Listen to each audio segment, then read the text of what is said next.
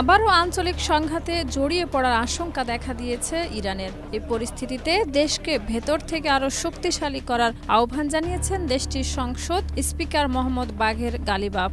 28 August তেহরানে এক সমাবেশে তিনি এই সতর্কবার্তা দেন।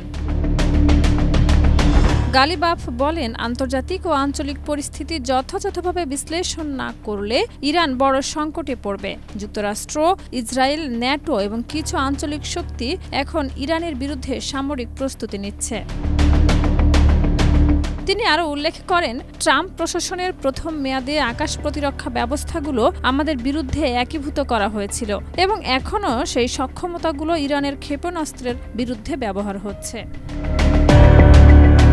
তিনি আরও বলেন, জনগণের সমর্থনই আমাদের সবচেয়ে বড় শক্তি। এই ঐক্যই দেশের অস্থিতিশীলতা বা বিভাজনের যে কোনো চেষ্টাকে ব্যর্থ করে দিয়েছে।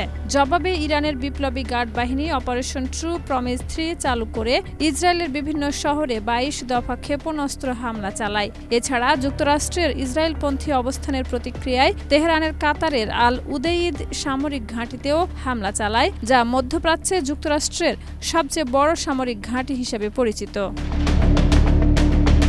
শাহিদা রুবি, মাই টিভি।